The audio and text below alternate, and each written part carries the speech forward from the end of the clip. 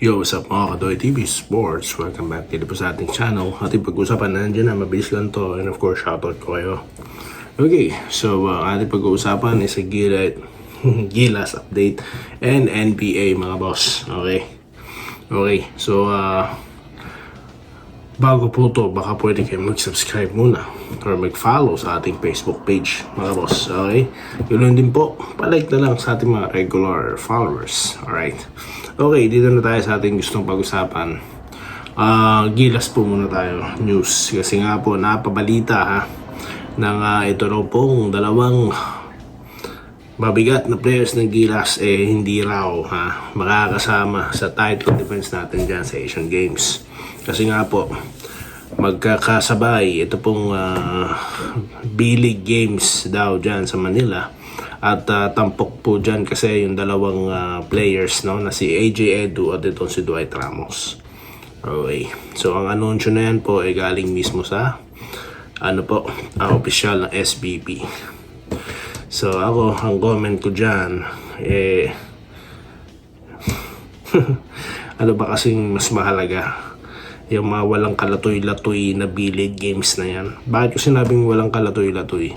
Makikinabang ba dyan ang Philippine Basketball? Hindi. Kasi nga, ang Philippine Basketball ngayon, kasabay niyan ng event na yan, na para sa kakakwenta-kwenta. Kasi nga, kinukumpara ko to sa magiging laban ng Gilas para po depensa ng ating titulo dyan sa Japan. Kasi sa Japan po gaganapin, di ba, ang Asian Games. Kaya, ayun. Alam mo, sa totoo lang, naasar ako dyan sa mga liga na yan na, mga Asian League na yan. Diba, naasar ako dyan kasi NBA lang pinapanood ko talaga eh. At anong purpose ng kanilang pagpunta sa Pilipinas? Para lang naman i-promote yung liga, diba? Dyan sa mga basketball fans na Pinoy. Yun lang naman yun eh. No? Kaya ako di ako mahanga doon nanonood kahit highlights ng mga liga na yan. Okay, dito na tayo. Sa posible daw pong maging, ako naisip ko lang dito, posibleng maging kapalit ng dalawa. Pinangalanan po itong si Cedric Fairfield at Brandon Bates. Di na masama, no? Kasi nga, alam naman po natin na high scorer itong si Cedric Fairfield. Okay? At maganda naman pong tulong sa ilalim itong si Brandon Bates. Okay, it all depends na lang, no? Diyan kila Coach Tim kung tatanggapin nila. Okay, bakit naman hindi? Di po ba? Ako nga, gusto ko nga si Gio Chu ilagay din dyan eh. Kasi alam nyo, hindi naman kailangan ng mga lopos gameplay dyan sa international competition eh. Takbuhan, kung mahalaga dyan, makakuha ka na rebound. Di ba? Iikot yung bola, ang open tumira, shooter tumira, di po ba? Yun ang basic basketball ngayon eh. Hindi na uso yung mga isolation na yan, na dribble penetration na yan. Siguro sa ilang mga pagkakataon, pero not all the time, di ba? So dyan tayo napag-iiwanan, okay?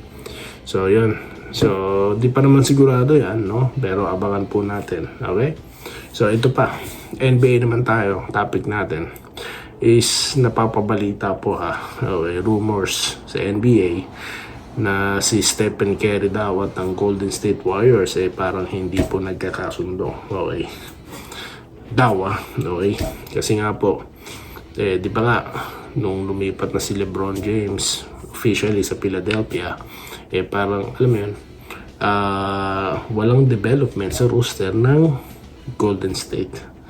Diba? Although, alam naman natin, pabalik na si Jimmy, tapos pinasign ulit na si Porzingis, pero other than that, there's no other significant movement sa roster.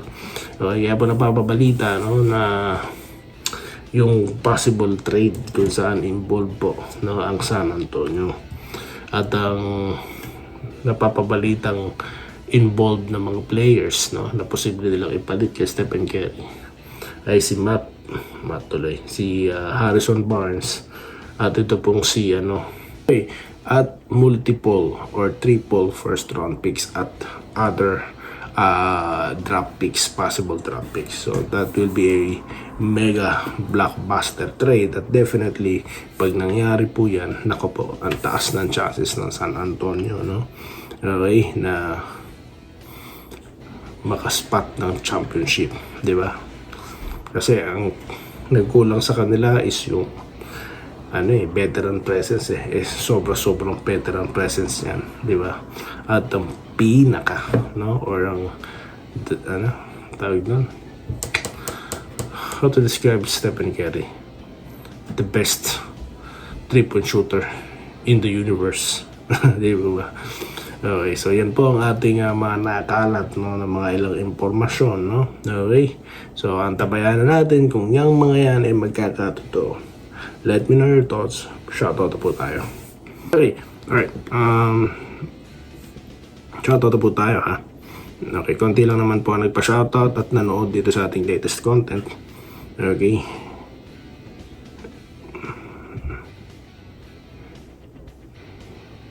No, walang comment. Totoo ba ito? Nakadami. 7 comment lang. Alright, Sir Joseph Pineda, sa depensa lang talaga nagkatalo Jinking sa Tross Idol Doy. Tapos same scenario pa rin, mga locals na wala. Na naman mga key players ni Coach Tim Cone. Manny Beltran, salamat po. Good PM, Boss Doy, malakas nga in Lex yan. Boss, palit import na yung laro ni Brownlee kaysa sa bagong import. Antonio Armero, Robert Kepiab, kailangan yata lagi binaba si Holt para gumanda ang laro. Rodan Sabida, maganda rin ginawa ng player ng Ginebra. Talagang dali sila sa running game na ginawa ng nadali daw po sa running game ng Ross. Rodrigo Rodriguez, Pastoy, sa tingin ko pag nagkaharap ang ending sa TNT, tambako lang abutin ng TNT. Oo nga, kasi talo na naman ang TNT, no? This time sa Terra Firma naman. So ewan ko kung sinasadya ba nila yan, nagtatanking ba sila o pero siguro talagang mahina lang talaga import ng TNT, no? At wala na silang intention palitan nito kasi pabalik na si RSJ.